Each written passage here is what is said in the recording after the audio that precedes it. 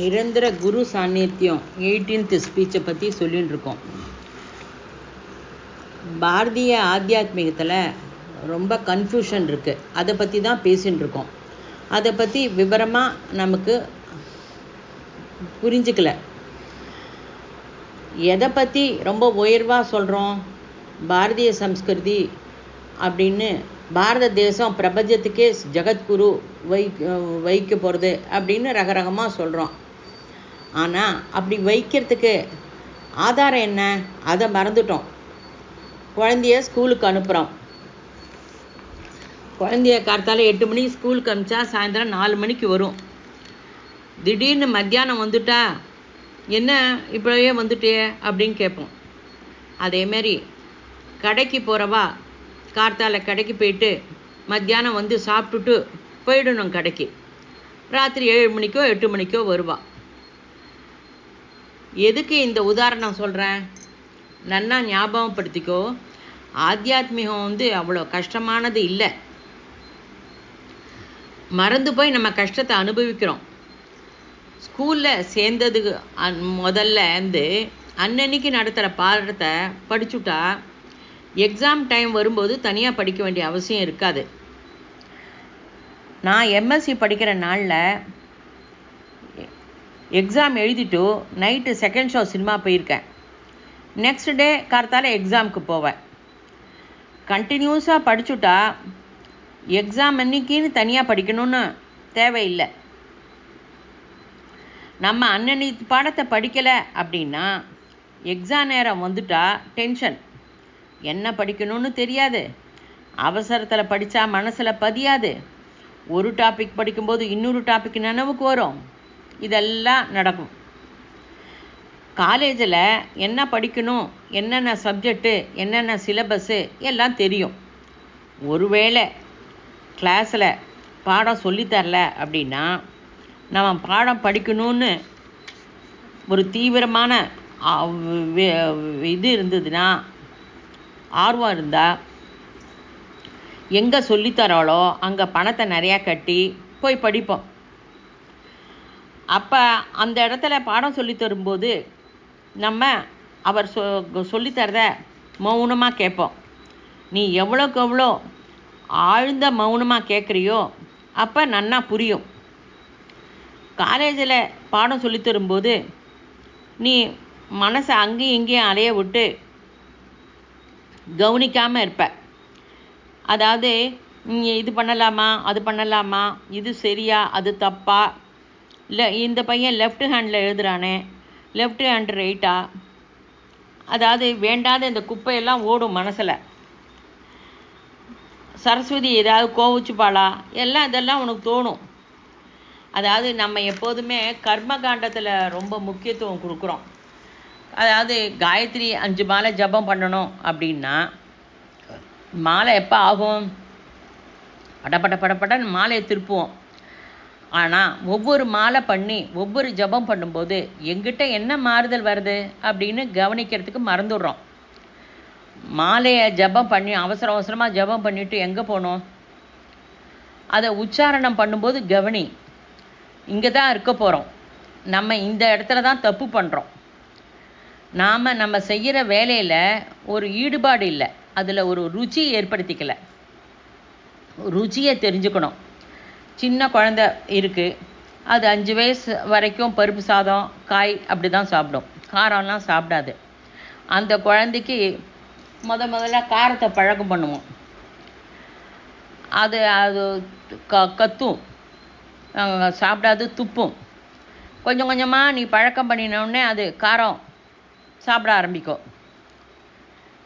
நீ உன்னோட குழந்தைக்கு உனக்கு இஷ்டப்படுற அந்த ருச்சியை பலவந்தமாக ஏற்படுத்துகிற. அது பழகிடுத்து அப்படின்னா கொஞ்சம் உப்பு குறைஞ்சா கூட சாப்பிடாது பசங்க. அதாவது இப்போ நீ காயத்ரி மந்திரம் பண்ணுறதில் ஒரு ருச்சியை, ஒரு ஈடுபாடை ஏற்படுத்திக்கணும். எக்ஸாம்பிள் சொல்லணுன்னா, ஃபஸ்ட்டு டைம் ஸ்மோக் பண்ணுறவா அவளுக்கு ஃப்ரெண்ட்ஸு குடிச்சுப்பார், ஸ்மோக் பண்ணிப்பார் அப்படின்பா. அது ஆனந்தம் வராது. முதல்ல எரிச்சல் வரும், இருமல் வரும், தொண்டை கரக்கரன்னு இருக்கும், அனீஸியாக இருக்கும், கண்ணில் ஜலம் வரும். ஆனாலும் அதை பழக்கப்படுத்திக்கிறா. அது உடம்புக்கு நல்லது இல்லைன்னு தெரிஞ்சும். அப்போ ஸ்மோக் பண்ணும்போது சினிமாலாம் வர ஹீரோ அந்த ஸ்டைலாக பண்ணுறதெல்லாம் நினைவுக்கு வரும். சினிமாவில் ஹீரோ பண்ணுற நல்லது நினைவுக்கு வராது, இதெல்லாம் நினைவுக்கு வரும். எப்படி சிகரெட்டு உடம்புக்கு கெடுதல்னு அதை பழக்கம் பண்ணிக்கிறேன். ஆனால் ஆத்தியாத்மியத்தில் காயத்ரி மந்திரம் பண்ணினா, தியானம் பண்ணினா எவ்வளோ உன்னத ஸ்திதிக்கு போவ. அதுல ஈடுபாடு பண்ணிக்கிறது ரொம்ப ரொம்ப அவசியம். ருச்சி ஏற்படுத்திக்கோ. முதல்ல கஷ்டமாக தான் இருக்கும், பண்ண பண்ண ருச்சி வந்துடும். யோக வித்தியை பற்றி உனக்கு ஆர்வம் இல்லை, அதை அந்த யோக வித்தியை அதிகப்படுத்திக்கணும், ஆர்வத்தை அதிகப்படுத்திக்கணுங்கிறத கோயிலெல்லாம் இப்போ சொல்லித்தரல. எங்கே இந்த வித்தியை பற்றி ஊக்கத்தை ஏற்படுத்தணுமோ அங்கே அதை தரல. இப்போ நீ ஜாக்கிரதையாக இரு. இப்போவே ரொம்ப சர்வநாசனம் ஆயிடுது. இது கோயிலெல்லாம் இதை பற்றி பேசுறது சரியா தப்பாங்கிறத பற்றி நம்ம இப்போ பேசலை. அதாவது விஷ்ணு பெருமாள் கோயிலுக்கு போனோம் அப்படின்னா எந்த மானசிக ஸ்திதியில் போனோம், கோயிலுக்கு என்ன பூ எடுத்துன்னு போனோம், எந்த மந்திரத்தை அங்கே சொல்லணும், எங்கே அது சொல்லக்கூடாது அப்படின்னு தெரியணும். இப்பெல்லாம் கோயிலில் எதுக்கும் உபயோகப்படாத சீட்டு விளையாடுற இடமா மாறிடுது. காலேஜில் வீணான பேச்சும் சீட்டு விளையாடவும் பண்ணினா ஒத்துப்போமா? இப்போ எக்ஸாம்பிள் போகணுன்னா, திருப்பதி வெங்கடாஜலபதிக்கு போகணுன்ட்டு உனக்கு வேண்டுதலை வச்சுக்கிற அப்படின்னா உடனே போகிறதுக்கு ஆஃபீஸில் லீவ் ஏற்பாடு பண்ணணும், ட்ரெயினுக்கு டிக்கெட் வாங்கணும், அங்கே தங்கறதுக்கு ஏற்பாடு பண்ணணும், தரிசனத்துக்கு எது ஆஃபர் கிடைக்கும், எங்கேயாவது ரெக்கமெண்டேஷன் கிடைக்குமா, எல்லாம் ட்ரை பண்ணுற. எல்லாம் கஷ்டப்பட்டு எல்லாம் திருப்பதிக்கு மேலே போய் கர்ப்பகிரகத்தில் போய் சுவாமி முன்னாடி நின்றுட்டு 2 கையும் கூப்பிக்கிற, நமஸ்காரம் பண்ணுற, தலையை குனிஞ்சு இப்போ நமஸ்காரம் பண்ணுற. அவ்வளோ கஷ்டப்பட்டு போறியே, அங்கே போய் ஏன் கண்ணை திறந்து சாமியை பார்க்கறதில்ல? சில பேர் கண்ணை திறந்து நமஸ்கரிக்கிறவா இருக்கா, அவள்லாம் அதி உன்னத ஸ்தாயில் இருக்கிறவா. இதெல்லாம் நமக்கு ஆத்தியாத்மிகத்தில் பிளட்லேயே ஊறி போயிருக்கு. பகவான் உள்ளே இருக்கார், வெளியில் இல்லை அப்படின்னு தெரியறது. வெளியில் இல்லை, உள்ளதான் இருக்கா அப்படின்னு தெரிஞ்சும் நாம் ஏன் இவ்வளோ கஷ்டப்பட்டு அங்கே போகிறோம்? அதாவது மனசுக்கு ஒரு ஆதாரம் வேணும், அதாவது ஆலம்பனம் வேணும். அதாவது ஒரு படிக்கணும் அப்படின்னா ஒரு டேபிள் சேரை போட்டுட்டு படித்தாக்கா படிக்க முடியும். ரொம்ப சத்தமாக இருக்கிற இடத்துல கான்சன்ட்ரேஷன் பண்ணி படிக்க முடியாது. ஆனாலும் சில கரிகா விற்கிற கடையிலெல்லாம் பசங்க பக்கத்துலேயே உட்காந்து பாடம் படிச்சுட்டு வியாபாரத்தையும் கவனிக்கிறா. அவளுக்கு அதெல்லாம் ஒரு அதீதமான ஸ்திதி தான் அந்த குழந்தைகள் படிக்கிறதெல்லாம். அப்படி படித்தும் அவள்லாம் உன்னத ஸ்திதிக்கு வரா. எந்த கோயிலுக்கு போனாலும் விஷ்ணு கோயில், ஆஞ்சநேய கோயிலெல்லாம் சொடகோபம் வைப்பா. சொடகோபத்தில் என்ன இருக்குது? குருவோட பாதுகை இருக்குது. அதை எடுத்துட்டு நம்ம அவள் வச்சுட்டு அந்த ஸ்மரணையோட வெளியில் வருவோம். குரு சர்வந்தர்யாமி, சர்வ யஜ்ஞன், சர்வ சமர்த்தன். அதாவது சரணம் உனக்கு வரணும், அதாவது குருவோட சரணம்தான் உனக்கு வேணும். 24 மணி நேரத்தில் குருவோட நீ இல்லாமல் இருக்கலாம், ஆனால் ஜஸ்ட் பிட் கான்டாக்ட் போகிறோம். அந்த பாயிண்ட்டை புரிஞ்சுக்கோ. மௌனமாக இரு. அதுக்கு தான் கொஞ்சமாவது மனசை பகவான்கிட்ட குருட்ட விடு அப்படிங்கிறது. பதட்டப்படாத. உனக்கு குருவோட கிருபை கிடச்சுட்றா, சின்ன பயம் இல்லை, மகா மகா பெரிய பயத்திலிருந்து கூட நீ தைரியமாக வெளியில் வர முடியும். சம்யத் கரெக்ட் பாயிண்ட்டு புரிஞ்சுடுத்து போகிறோம். காலேஜில் சேர்ந்துடுறோம். அதுக்கப்புறம் என்ன, அதை குரு பண்ணுவார். ஆத்தியாத்மிகத்துக்கும் நித்திய ஜீவிதத்துக்கும் நிறைய வித்தியாசம் இருக்குன்னு நீ நினைக்கிற. ஆனால் தினப்படி லைஃபுக்கும் ஆத்தியாத்மிகத்துக்கும் ஒரே தான் ரூல். அதை தான் ஃபாலோ பண்ணணும். புதுசாக எதுவும் இல்லை. குருவுக்கு சமர்ப்பணம் பண்ண, அவர் சொல்கிறபடி கேளு. எப்படி மாஸ்டர்னு கேட்காத. நீ இப்போ இன்ஜினியரிங் படிச்சுட்ட, வேலையில் சேர்ந்துடுற. வேலையில் சேர்ந்துட்டா அதுக்கு ஏற்றபடி தானே நீ வேலை பண்ணுற. அங்கே போய் உன் இஷ்டப்படி வேலை பண்ண முடியுமா? அந்த ஆஃபீஸர் சொல்கிறது படி நீ கேட்ப. அப்போ உன்னோட சரீரம், புத்தி, மனசு அதுக்கு ஈடு கொடுத்து வேலை பண்ணுறது. உத்தியோகத்தில் உன் இஷ்டப்படி எதுவும் கிடையாது. உன் அதிகாரி என்ன சொல்கிறார் அதை தான் கவனிக்கிற. நீ உன் இஷ்டப்படி வேலை பண்ணினா உன்னை வேலையிலேருந்து எடுத்துருவா. அப்படி இருக்கும்போது உனக்கு என்ன கஷ்டம்? குரு சொல்கிற பேச்சை கேட்குறதில்ல. பார்ட் டைம் ஜாப் பண்ணுறான். லெக்சரர் இருக்கார், டைப்பிஸ்ட் இருக்கார். டைப்பிஸ்ட்டு லெக்சரர் 2 வேலையும் பண்ணுவார். டைப்பிஸ்ட் தான் லெக்சர் பண்ணுவார், லெக்சர் தான் டைப்பிஸ்ட் பண்ணுவார்.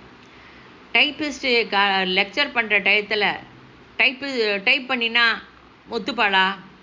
அதேமாரி லெக்சரர் டைப் பண்ணுற டயத்தில் டைப் பண்ணாமல் லெக்சர் அடித்தா ஒத்துப்பாளா? அதே மாதிரி தான். அதாவது 24 மணி நேரத்தில் மனசை 4 மணி நேரம் குருவுக்கு கொடுத்துரும். புத்தி, மனசு, சரீரம் குருவுக்கு சமர்ப்பணம் பண்ணிடும். அதுக்கு குறைவாக நேரம் கொடுத்தா உனக்கு பிரயோஜனம் இல்லை. ஸ்பிரிச்சுவலில் 4 மணி நேரம் சிரமப்படணும். அதை நன்னா தெரிஞ்சுக்கோ. அந்த 4 மணி நேரத்தில் வேறு ஏதாவது செஞ்சால் அது ஸ்பிரிச்சுவல் இல்லை. மிலிட்ரியில் ஜாயின் பண்ணுறா. மிலிட்ரியில் ஜாயின் பண்ணாக்கா இந்த துப்பாக்கி சுடுறதை பற்றியெல்லாம் சொல்லித்தரா. அதுக்குன்னு ட்ரைனிங் இன்ஸ்டியூஷனுக்கு அனுப்பி பயிற்சி கொடுக்குறா. அங்கே ஒரு பொம்மையை வச்சு அதை எப்படி குத்துறது, எப்படி எல்லாம் சொல்லித்தருவா. அந்த சோல்ஜர் அதெல்லாம் கற்றுண்டு வெளியில் வந்துட்டு நான் மிலிட்ரியில் இதெல்லாம் கற்றுட்டேன் அப்படின்னு போகிறவா வரவாள்கிட்டெல்லாம் குத்த முடியுமா? எங்கே அவன் உபயோகப்படுத்தணுமோ அங்கே உபயோகப்படுத்தணும். அதாவது நம்ம இங்கே சாதனை செஞ்சு கற்றுண்டதை டே டு டே லைஃப்பில் எப்போ அவசியமோ அங்கே உபயோகப்படுத்தணும். அதாவது ஜீவிதத்துக்கு அது உபயோகப்படும். இங்கே நீ சாதனை செஞ்சுட்டு அங்கே உபயோகப்படுத்திக்கணும். இங்கே ப்ராக்டிஸ் பண்ணணும். ஏதேனும் ப்ராப்ளம் வந்துடுத்துன்னா எப்படிப்பட்ட உனக்கு கஷ்டம், அதாவது எப்படிப்பட்ட தேவையான இதுக்கு மேலே நம்மளால் முடியாது அந்த மாதிரி ஒரு அதீதமான ஸ்திதி நம்ம கையை தாண்டி போயிடுத்து. அந்த டயத்தில் இங்கே கற்றுண்டு போன சாதனை உனக்கு உபயோகப்படும். உன்னோட சாமர்த்தியத்தை தாண்டி எக்ஸ்ட்ரீமாக போயிடுத்து அப்படிங்கும்போது இந்த டெக்னிக்கை நீ உபயோகப்படுத்திக்கணும். ஆனால் இம்மிடியேட்டாக ரிசல்ட் கிடைக்கும். நீயே உன் மனசை பரிசீலனை பண்ணிக்கணும். நிஜமாவே அதீதமான ஸ்திதியா அப்படின்னு நீ பரிசை பண்ணிக்கோ. எப்பப்போ அதீதமான ஸ்திதி வரதோ அப்பப்போ குருவோட கிருப்பை கிடைக்கிறது. எல்லா பக்தர்களுடைய லைஃப்லேயும் கிடைச்சிருக்கு, நமக்கும் கிடைச்சிருக்கு. அதாவது நம்ம அது இதனால் கிடைச்சிருங்கிறத நம்ம உணரலை. எல்லாம் ஒரே நேமந்தான். இதுக்கு காவி வஸ்திரம் கட்டிக்கணும்னு அவசியம் இல்லை, தாடி வச்சுக்கணும்னு அவசியம் இல்லை. எல்லாருக்குமே இது அனுபவம் கிடைக்கும். அதாவது இந்த அனுபவம் கிடைக்கணுன்னா தான் சின்ன வயசுலேருந்தே நம்ம அக்ஷராபியாசம் கற்றுட்டு இருக்கும்போது இது அந்த டயத்துக்கு உபயோகப்படும். கண்ணு தெரியாமல் பிள்ளைகள்லாம் வெளியில் தள்ளி விட்டப்புறம் வயதானவர்களுக்கு கூட இந்த அனுபவம் கண்டிப்பாக வரும். அப்போ அவளுக்கு கிருபையும் கிடைக்கும்.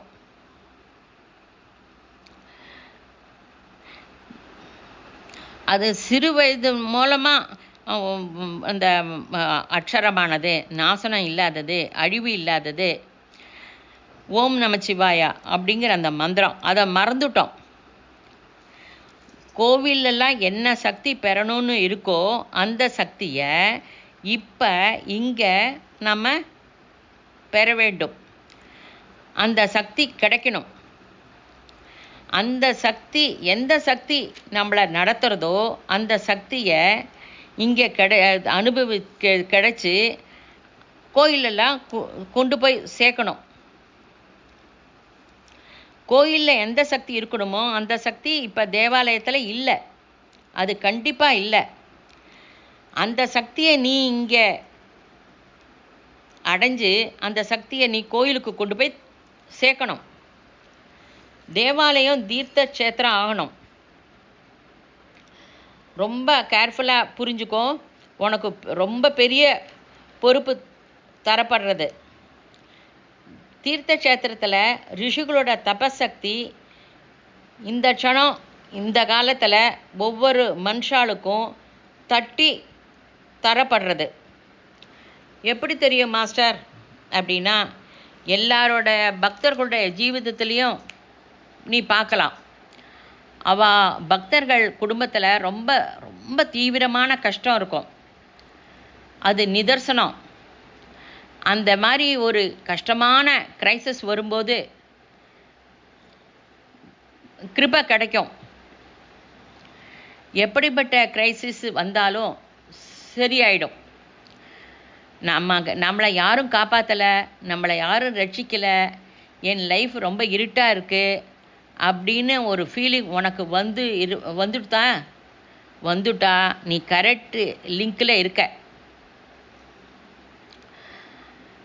ஒவ்வொருவரும் அப்படிப்பட்ட ஸ்திதியில் தான் பகவானை நினைக்கிறா. புத்தர் கூட அப்படிப்பட்ட ஸ்திதியில் தான் வந்தார்.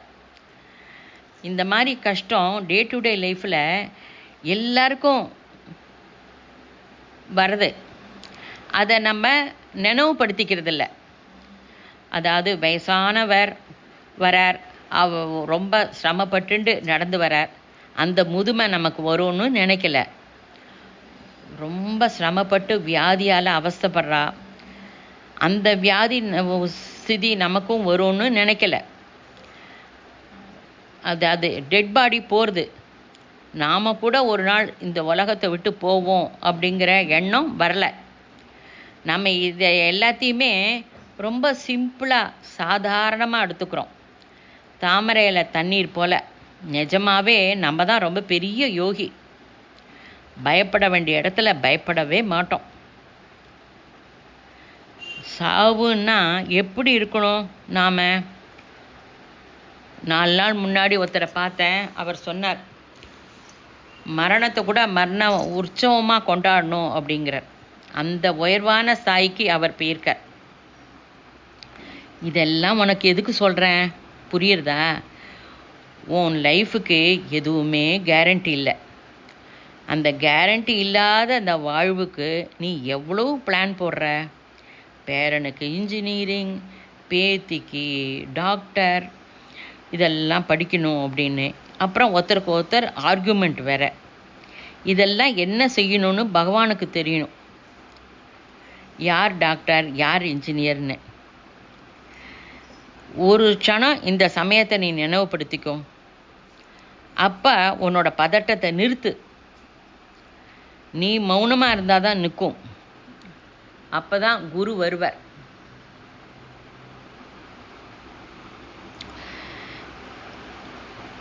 நீ மௌனமாக இருந்து மனசை அந்த ஸ்திதிக்கு கொண்டு போனாதான் நல்லது.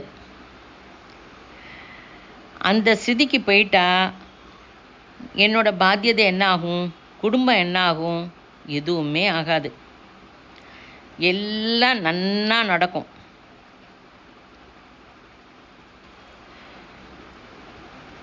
பௌதிகமான குருக்கிட்ட வந்தால்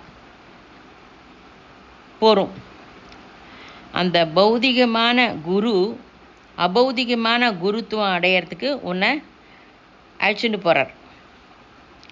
அவர் கண்ணாடி போட்டுருக்காரா, தாடி வச்சுட்டுருக்காரா, பைஜாமா குர்த்தா போட்டுருக்காரா, இவையெல்லாம் நமக்கு அவசியம் இல்லை. அதாவது காலேஜ் போய் லெக்சர் பாடம் சொல்லித்தரார். அப்போ நீ என்ன தெரிஞ்சுப்ப? வீட்டுக்கு வரும்போது அந்த சப்ஜெக்டு உனக்கு வந்திருக்கும். குரு டீச்சரை நினைவு வச்சுப்ப, டீச்சர் உன்னோட வரமாட்டா. பௌதிகமான குரு எத்தனை பெரியவாளாக இருந்தாலும் உனக்கு பயன்பட மாட்டார். எது வரைக்கும் உனக்கு பயன்படுவார் அப்படின்னா, உன்னை உள்முகம் நோக்கி அனுப்ப முடிஞ்சா அவர் சொல்கிறத கவனமாக கேளு. வெளியில் நீ ஒன்றும் சரிப்படுத்த வேண்டாம். உனக்கு உள்ள நீ சரிப்படுத்தி கொண்டா வெளியில் ஆட்டோமேட்டிக்காக சரியாயிடும். பதற்றப்படாத. அதாவது சைக்கிள் விடுறவாளுக்கு சைக்கிள் ரொம்ப ஈஸி. உனக்கு ஒரு சாமான் வாங்கணும், ஒரு பையன் வரான், சாமான் வாங்கிட்டு வாப்பா அப்படின்னா அவனுக்கு சைக்கிள் விட தெரிஞ்சா சைக்கிள் இருக்கா, நான் போயிட்டு வரேன் அப்படிம்பான். அது போல தான். அதாவது நீச்சல் தெரிஞ்சவாளுக்கு தண்ணீரை கண்டா குதிச்சு நீந்தலாம் அப்படின்னு போவா. நீச்சல் தெரியாதவாளுக்கு தண்ணீரை கண்டாலே பயம். நீ நினைக்கிற உன்னோட முயற்சியினால தான் இங்கே இருக்க அப்படின்னு. அந்த மாதிரி நினைக்கவே நினைக்காத. நீ அதனால் வரல. நீ உன் குரு ஸ்பரிசம் உனக்கு கிடைக்கணும். அதனால தான் நீ இங்கே வந்திருக்க. உனக்கே நிறைய இடம் போகிறதுக்கு இருக்குது. அங்கே எங்கேயும் போகாமல் ஏன் இங்கே வந்திருக்க? அந்த குரு ஸ்பரிசம் உனக்கு வரத்துக்கு அந்த அந்த ஃபோர்ஸ் தான் உன்னை இங்கே கொண்டு வந்து சேர்த்துருக்கு. நீ இந்த ஆப்பர்ச்சுனிட்டியை தவற விடாமல் உபயோகப்படுத்திக்கோ. உடம்பு சரியில்லை, குறிப்பிட்ட ஃப்ரெண்டு இந்த பேட்சில் இல்லை, அந்த ஃப்ரெண்டு வரும்போது அந்த பேட்சுக்கு வரேன் அப்படின்லாம் நீ ஒத்தி போடாத. நிஜமான மௌன ஸ்திதியில் இருந்தால் எந்த பேட்சும் எதுவும் பண்ணாது, எல்லாம் ஒன்று தான். நீ மௌனத்துக்கு போயிட்டா எந்த ஃப்ரெண்டு எங்கே இருந்தால் உனக்கு என்ன? நான் இப்படி இருந்துட்டேன்னா என்னோடய குழந்தைகளோட ஃப்யூச்சர் எப்படி இருக்கும் அப்படின்னு நீ கேட்குற. உன்னை பாத்தியதையிலிருந்து வெளியில் போக சொல்லலை. நீ இருக்கிற இடத்துல எந்த வேலை எப்போ செய்யணுமோ, எது உச்சிதமோ அதை பண்ணு. அது உச்சிதம் இல்லை அப்படின்னா உனக்கு உள்ளே இருக்கிற குரு அதை நடக்க விட மாட்டார். அதனால் நீ நினைக்கிறது நடக்கலைன்னா குழப்பம் அடையாத. உனக்கு உள்ளே இருக்கிற குரு மீது அவ்வளோ நம்பிக்கையை வை. அவருக்கு நன்னா தெரியும் என்ன பண்ணணும்னு. பாத்தியதையை பர்ஃபெக்டாக பண்ணு. உன்னோட கடமையிலேருந்து வெளியில் வர சொல்லலை, கடமையை விட்டு ஓடி போகவும் சொல்லலை. எப்போதும் எக்ஸாம்பிள் சொல்வேனே, காட்ராக்ட் ஆப்ரேஷன், கண் டாக்டர்கிட்ட போகிற, காட்ராக்ட் நன்னா முதிர்ந்துருத்துனா அவர் ஆப்ரேஷன் பண்ணுவார். அது முதிரலைன்னா மறுபடியும் கொஞ்ச நாள் கழிச்சு வா அப்படிம்பார். இல்லை எனக்கு இப்போவே பண்ணணும் அப்படின்னு சொன்னேன்னா உன்னோட கண் பார்வை போயிடும். அது முதிர்ற வரைக்கும் யூ ஹாவ் டு வெயிட்.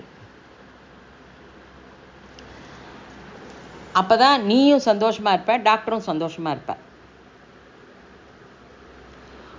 அதாவது உனக்கு வர கஷ்டங்கள்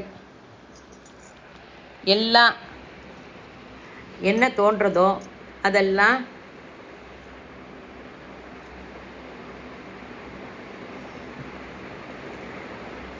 எனக்கு எழுதி கொடு. அதாவது உனக்கு இருக்க வேண்டிய சூழ்நிலையில் என்ன பண்ணணும்னு தோன்றதோ அதை பண்ணு. அதாவது இப்போ ஐயோ இது பண்ணணுமா இப்படியா அப்படியான்லாம் குழப்பம் பண்ணாத, கண்டிப்பாக குழப்பிக்காத. உனக்குள்ளே இருக்கிற குரு உன்னை கரெக்டு கைடு பண்ணி அந்த வேலையை பண்ண வைப்பார். உனக்கு இருக்கிற கஷ்டங்கள்லாம் 2 அல்லது 3 மாதத்தில் போயிடும். அப்படியா மாஸ்டர், எனக்கு மெர்சிடிஸ் கார் கிடைக்குமா அப்படின்னு கேட்காத, சுகமாக இருப்ப. இப்போ இருக்கிற ஆங்ஸைட்டி, சைக்கலாஜிக்கல் ப்ரெஷர் கண்டிப்பாக இருக்காது. குருவோடைய அனுகிரகம் 2-3 மாதத்தில் உன்னோட லைஃப்பை மாற்றிடும். மாறுறதுக்கு நீ கோஆப்ரேட் பண்ணு, மாறுதல் வரும். மாறுதலை அக்செப்ட் பண்ணிக்கோ. சாதாரணமாக மனுஷா மாறுதலை அக்செப்ட் பண்ணுறதில்ல. ஜாக்கிரதையாக கவனி. அந்த மாறுதல் ஒரு சூறாவளி போல் நடந்துடும். பண்டித ஸ்ரீராம சர்மா ஆச்சாரியா ஒரு சிம்பிள் உதாரணமாக இதை சொல்கிறார். ஒரு காஞ்ச இலை இருக்கு. அந்த காஞ்ச இலை சூறாவளியில் எப்படி மேலே போகிறது? அந்த இலைக்கு கண்ட்ரோல் இருக்காது, அப்படியே மேலே போயிடும். அது மாதிரி தான் உன்னோட லைஃபு கூட மேலே போயிடும். உன் கண்ட்ரோல் இருக்காது. நீ என்ன செய்ய முடியும்? அதாவது ரிஷியோட தபசக்தி இப்போ ஒத்தொத்தருக்கும் அவளுடைய இதை தட்டுறது, ஒவ்வொரு மனுஷனையும் தட்டுறது. அதை நீ நன்னா உபயோகப்படுத்திக்கணும். அந்த காஞ்ச இலை மேலே போயிடுறது, அது என்ன பண்ண முடியும்னா ஒரு கல்லை பிடிச்சிக்க முடியும், சாமர்த்தியம். ஆனால் டைம் ஆகும். அதாவது விவேகானந்தர் ஆகிறதுக்கு ரொம்ப வருஷம் ஆச்சு. ஷிரடி சாய்பாபா, அவர் சாய்பாபாவை ஆகிறதுக்கு ரொம்ப வருஷம் ஆச்சு. வெங்கையா சாமியாக ஆகிறதுக்கு நிறைய வருஷம் ஆச்சு. அதேமாரி தான் நம்ம தேவதா விக்கிரகம் கூட கல் தான், குருவுடைய சொரூபமும் கல் தான். அந்த கல்லை பிடிச்சுட்டே உட்காந்துடக்கூடாது, புரிஞ்சுக்கோ. உள்ளே இருக்கிற சக்தி, எல்லாரிடத்துலையும் உள்ள சக்தி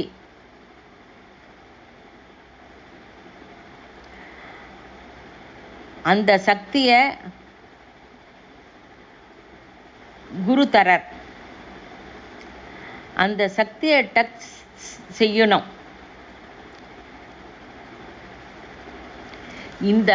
இப்போ இருக்கிற இந்த ஆசிரமத்தில் 3 நாள் மௌனமாக இருந்தால் கண்டிப்பாக குருவோட ஸ்பரிசம் கிடைக்கும், அந்த டச் கிடைக்கும்.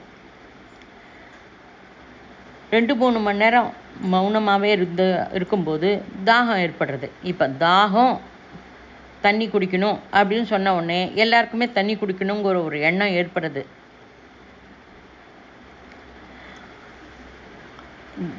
இங்கே மௌனமாக இருக்கும்போது குருவோட ஸ்பரிசம் கண்டிப்பாக கிடைக்கும், கேரண்டி. அது பிரகிருதி நியமம். மௌனமாக உட்காரு. உன்னோட சாமர்த்தியத்தில் குருவோட ஸ்பரிசம் கிடைக்கும். அதாவது பால பிச்சம்மாங்கிறவா 1980 இருந்தா. அவள் பைத்தியம்னு சொல்லிட்டு ட்ரீட்மெண்ட் கூட பண்ணினான். அதாவது விவேகானந்தர் ரொம்ப கிரேட்டு அப்படின்னு சொல்லுவா எல்லாரும். ஆனால் அவள் புள்ள விவேகானந்தர் ஆகிறதுக்கு அவள் ஒத்துழைக்க மாட்டாள். ஏன்னா அவள் நிறைய சாக்ரிஃபைஸ் பண்ணணும்.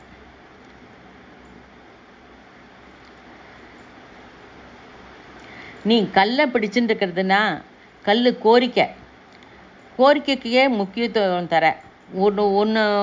ஒரு கோரிக்கை ஃபுல்ஃபில் ஆனால் அடுத்தது அப்படின்னு போயிட்டே இருக்க. நீ உன்னோட அனுபூதியில் முன்னாடி வரணும். அனுபூதி கிடச்சிட்டு அந்த அனுபூதியிலேயே உட்காரக்கூடாது.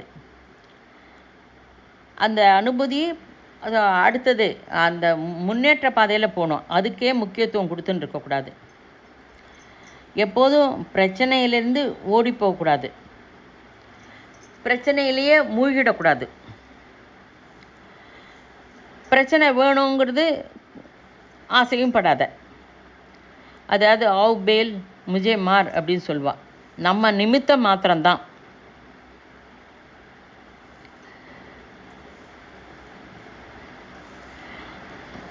இந்த கிருஷ்ணர் அவர் வழிக்கு ஆக்கர்ஷணம் பண்ணுறார். அதை புரிஞ்சுக்கணும். பாக்கி இன்சிடென்ட்ஸையே நினச்சிட்டு அந்த ஆக்கர்ஷணத்தை நம்ம மறந்துடுறோம்.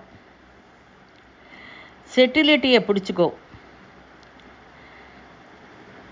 இப்போ உங்களுக்கு இதெல்லாம் சொல்லித்தந்து நானும் இங்கே உங்களோட உட்காந்தாக்க உங்களுக்கு வெயிட்டு நிறையாயிடும்.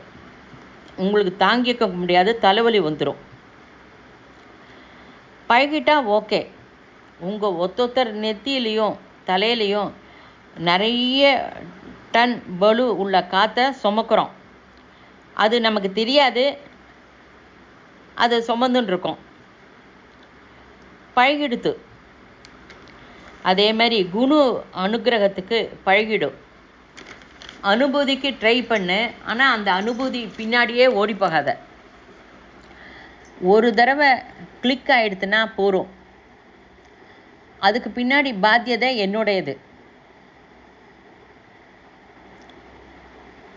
இந்த சிபிரத்தில் அனுபூதி அற்புதம் எல்லாம் வந்துட்டா நீ டான்ஸ் பண்ணுவ. அந்த டான்ஸ் பண்ணுறதும் குரு தான். எலக்ட்ரிசிட்டி பிரகிருதியில் இருக்குது உள்ள சக்தி. புவியீர்ப்பு சக்தியும் இருக்குது. யாரும் சிருஷ்டிக்கலை. அதனோட நியமம் தெரிஞ்சிட்டா எப்படி வேணுமோ கண்ட்ரோல் பண்ணி அதை உபயோகிச்சுக்க முடியும். உன்னோட லைஃபு அற்புதமான குரு சக்தி அவதாரம் ஆறுது.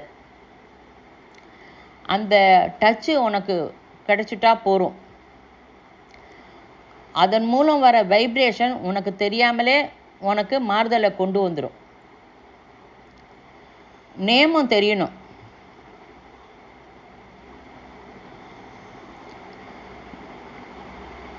அந்த நேமம் தெரிஞ்சிட்டதுன்னா எப்போ வேணுமோ அப்படி உபயோகிச்சுக்கலாம். பாரதிய ஆத்தியாத்மிகத்தில் ஒவ்வொரு குருவும் ஒரு 5-6 வருஷம் ரொம்ப பாவாதீதமான கஷ்டத்தை அனுபவிச்சா. விவேகானந்தர், சிமிட்டம்மா, ராமகிருஷ்ண பரமஹம்சர் எல்லாம் பௌதிக சம்பந்தம் போனது போல் அவள் நடந்துப்பா. அந்த ஸ்திதி உனக்கு வரக்கூடாது. அந்த ஸ்திதியை உனக்கு வர விட மாட்டேன். மாறுதலை உங்ககிட்ட மாறுதல் வந்திருக்குன்னா வெளியில் இருக்கிற மனுஷா சொல்லுவா. இப்போ ரிஷி சொன்னபடி நான் சொல்கிறபடி பிரயோகம் பண்ணுங்கோ. ரிஷி சொல்கிறது என்ன அப்படின்னா, எமோஷ்னல் கண்ட்ரோல் தப்பாமல் சாதாரண லைஃப்பில் ஜீவிச்சுட்டு பாத்தியதையை செஞ்சுட்டு அதி உன்னத ஸ்திதிக்கு ஆத்தியாத்மிக ஸ்திதிக்கு உயர்வு பெற முடியும். எப்படி அப்படின்னா, உன்னோட மானசீக ஸ்திதி ரொம்ப முக்கியம். தினமும் வீட்டில் 15 நிமிஷம் சைலன்ஸ். அப்போ ஜபம் பண்ணக்கூடாது, எந்தவித படத்தையும் பார்க்கக்கூடாது. ஃபுல் சைலன்ஸ், சாந்தம். 15 நிமிஷம் இல்லை அப்படின்னு நீ சொல்லாத. நைட்டு லேட்டாக படுத்துக்கோ, இல்லைன்னா கார்த்தால சீக்கிரம் எழுந்து 15 நிமிஷம் மௌனமாக இரு. இல்லை பாதி ராத்திரி வரைக்கும் வேலை செய்கிறவளா இருந்தால் 15 நிமிஷம் மௌனம் இருந்துட்டு படுத்துக்கோ. நீ மௌனம் இருக்கேன்னு நித்திய கர்மாவை உதறாத. பாத்தியதை உன்னோட கடமையை பர்ஃபெக்டாக பண்ணு. மௌனம் நிரந்தரமாக ஒரே டயத்தில் பண்ணுறதுக்கு முயற்சி பண்ணு. முதல்ல மௌனம் இருக்கிறதுக்கு ஆரம்பி, அப்புறம் டயத்தை ஒரே டைம் வச்சுக்கிறதுக்கு முயற்சி பண்ணு. எப்போதும் விசித்திரமான ஒரு டவுட் வரும், இது பண்ணணுமா இது பண்ண வேண்டாமா அப்படின்னு. 15 நிமிஷம் மௌனமாக இருக்கோ, சாந்தி, அற்புதமான சாந்தி கிடைக்கும்.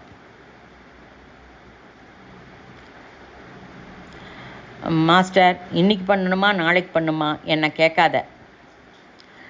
அப்புறம் உன்னோட கஷ்டம் எல்லாம் எனக்கு தெரியும். இங்கே என்னோட சிஷ்யா எல்லாரோட கஷ்டமும் எனக்கு தெரியும். என்னை கேட்காத அப்படின்னு சொல்கிறது என்னன்னா, உங்ககிட்ட உள்ளே இருக்கிற குருட்ட கேளு. அதை நீ கேட்க பழகிட்டேன்னா உனக்கு அது தெரிஞ்சிடும் ஆன்சர். நீ தெரிஞ்சுட்டேன்னா நீ 10 பேருக்கு அதை சொல்லித்தர முடியும். அப்போ எவ்வளோ சாந்தி கிடைக்கும். உனக்கு மட்டும் இல்லை சாந்தி, நிறைய பேருக்கு சாந்தி கிடைக்கும். உன்னோட பொறுப்பு கூட அது. உங்ககிட்ட இருக்கிற அந்தர்யாமியை பிடிச்சுக்கோ, அதை நீ கற்றுக்கோ. அப்போ நீ எல்லாருக்கும் சொல்லித்தந்தா சமாஜமே சாந்தமாகும்.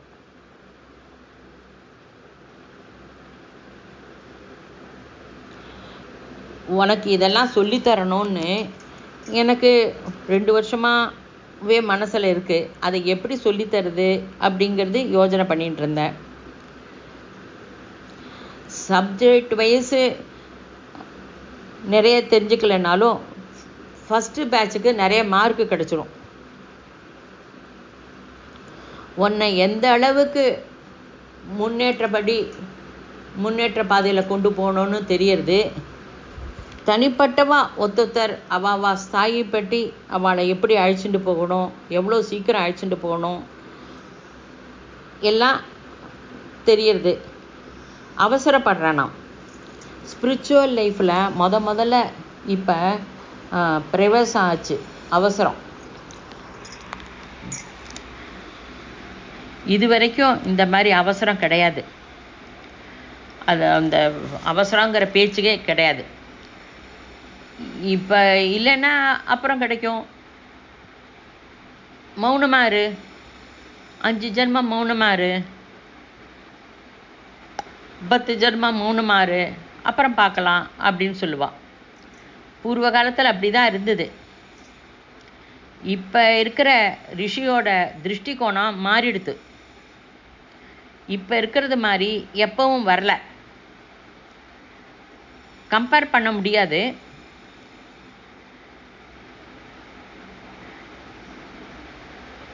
சைக்கிள் ப்ராசஸ் மாதிரி தான்.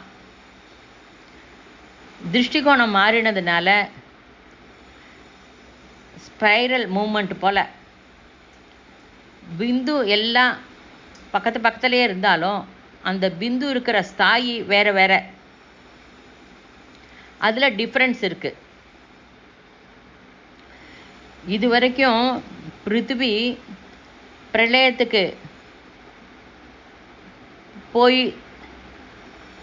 போயிருக்கு நிறைய.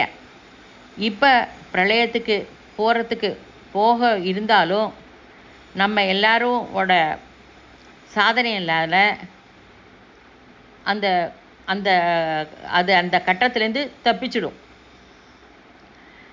அந்த பழைய காலத்துக்கு பிருத்திவி போகாமல் தப்பிக்கிற பாத்தியதை நம்ம எல்லார்ட்டையும் இருக்குது.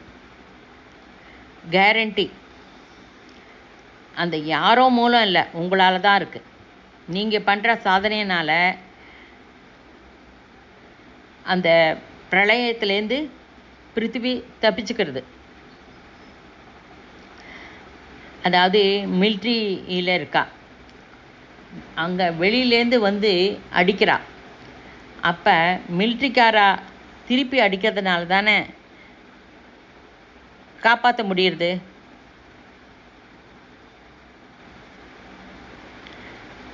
அப்போ மிலிட்ரிக்காரா தானே மெயின். பிரளயத்துக்கிட்ட உள்ள பிருத்திவியை மறுபடியும் கரெக்டாக கொண்டு வரத்துக்கு நாம் தான் சாதனை மூலம் கொண்டு வரப்போகிறோம். இவ்வளோ தெரிஞ்சிட்ட நீ இதை நீ செய்யலை அப்படின்னா எதுவுமே தெரியாதவா என்ன செய்வா? பதற்றப்படாத. மாஸ்டர் ஏதேதோ சொல்கிறேளே அப்படின்னு பயப்படாத. நீ எதுவுமே செய்ய வேண்டாம், மௌனமாக இரு. அந்த நிரந்தர மௌனத்தை உன்னோட லைஃப்பில் பிரவேசிக்க செய். சீப்பிங் அப்படின்பா. நீரில் மீன் இருக்குது. அந்த ஜலம் மீன் கீழேந்து மீனை எப்படி நினைக்கிறதோ, டெய்லி உன்னோட மௌனம், நீ வீட்டுக்கு போனாலும் மௌனத்தை ஃபாலோ பண்ண. உனக்கு தெரியாத அந்த மௌனம் அந்தர்வாகினியாக சரஸ்வதியாக பிரவேசிக்கிறது. நீ கவனிப்ப. நீ அடிக்கடி வர வேண்டியிருக்கும்.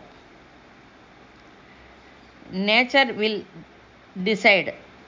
வர முடியலன்னு நீ கலக்கப்படாத. முடிஞ்ச வரைக்கும் வந்து இருக்க ட்ரை பண்ணு. உன்னோட கடமையை உதறிட்டு நீங்கள் வந்தால் பிரகிருதி ஒத்துக்காது. என்னோட அபிப்பிராயம் என்ன அப்படின்னா, தினம் நீ குருவை கேளு, இன்றைக்கி என்ன செய்யணும் அப்படின்னு. உங்களில் நிறைய பேருக்கு வித்தின் எ வீக் உங்கள் சந்தேகங்களுக்கு டெய்லி ஆன்சர் வர ஆரம்பிச்சிடும். முதல்ல ஆன்சர் குருக்கிட்டேருந்து தான் வரும். பிறகு வர ஆன்சர் உன் அகங்காரத்துலேருந்து வரும். ஜாக்கிரதையாக இருக்கிறதுக்கு தான் அடிக்கடி வர சொல்கிறேன். ஒவ்வொரு இந்த ஸ்பீச்சையும் அட்லீஸ்ட் 10 தடவையாவது கேளு.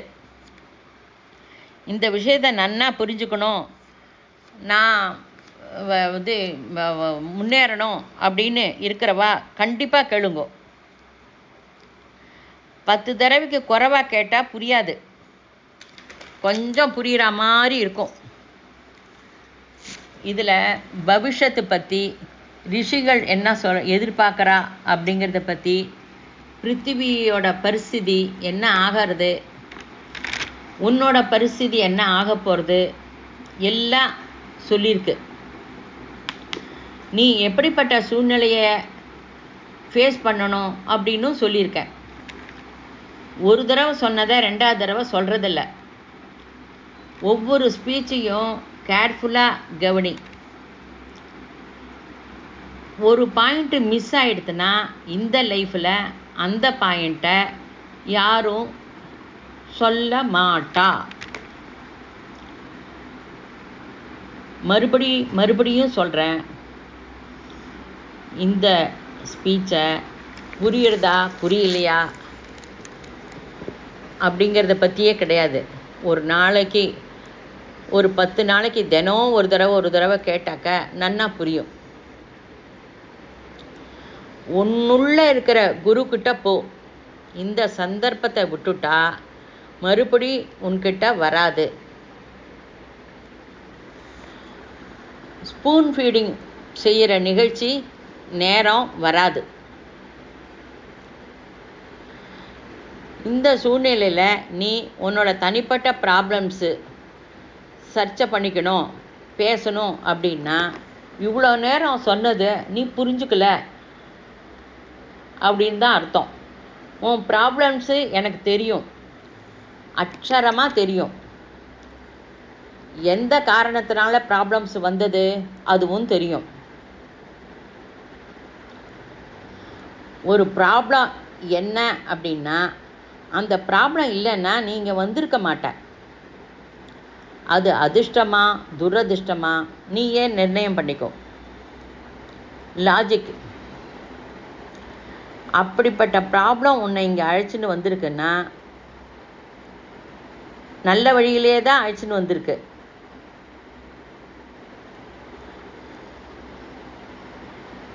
என்கிட்ட வந்ததுனால கரெக்டாக இருப்ப. உன்னோட அகங்காரம் நான் இன்னொருத்தர் சொன்னதை கேட்கணுமா அப்படின்னு நினைக்கிற. கொஞ்சம் உன்னோட காதை பிரகிருதிக்கு தந்துடு. பதில் பிரகிருதி மூலம் தெரிஞ்சுப்ப. ஆனாலும் நீ கன்ஃபியூஷனாக இருந்தா ரிப்பீட்டடாக சொல்கிறேன், உன்னோட ப்ராப்ளத்தை எழுதித்தா. இம்மீடியட்டாக நான் உன்னோட எழுதி தந்ததுக்கு ரிப்ளை தந்துடுவேன். Writing everything. வாயால் கேட்காத, எழுத்து மூலமாக கேளு. நிறைய இடத்துல என்ன செய்யறதுன்னு கேட்க தோணும். வாய் பாவம் குருவுக்கு சமர்ப்பணம் பண்ணிடும். எழுதினதுக்கு ஆத்தியாத்மியத்தில் மதிப்பு இல்லை. வேதம் எதுவும் எழுதப்படலை, ஸ்ருதி அப்படின்பா. கேட்பதே ரொம்ப முக்கியம். நீ ரொம்ப முக்கியமாக ஒரு பேப்பரில் எழுதி வச்சிருப்ப, அதை மறந்துடுவ. கேட்டது உன் ஞாபகத்துக்கு வரும். என்னோட கோரிக்கை என்ன அப்படின்னா, எனக்கு எழுதி கொடுத்துட்டு நீங்கள் மறந்துடுங்க.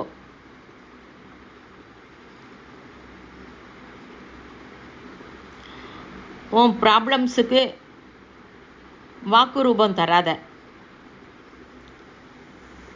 வாக்குரூபம் தரதுனால ப்ராப்ளம் பெருசு பண்ணுற. மனசில் ஆலோசனை கூட வாக்குரூபமே.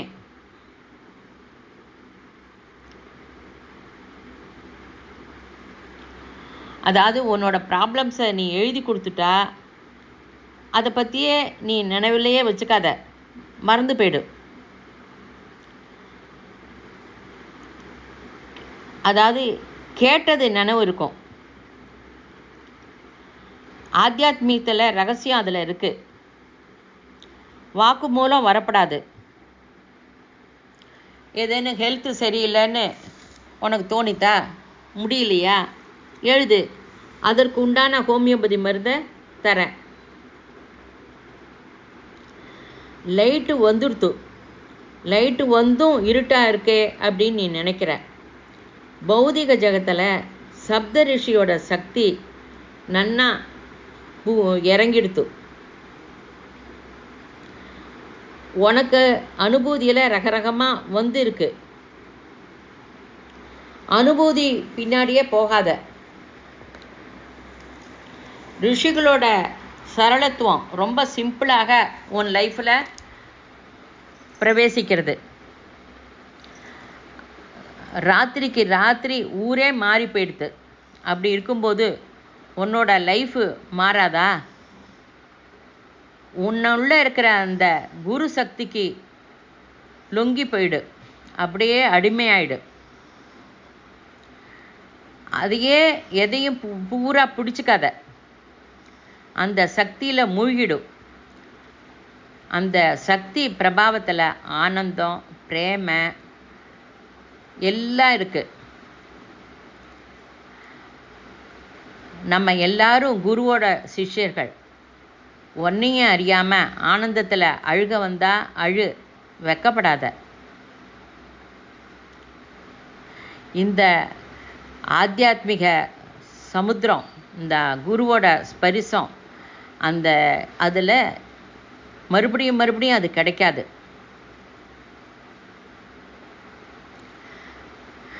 அந்த ஸ்பரிசம் தெரிஞ்சுக்கிறதுக்காக, அதை அனுபவிக்கிறதுக்காக தான் இங்கே வந்த.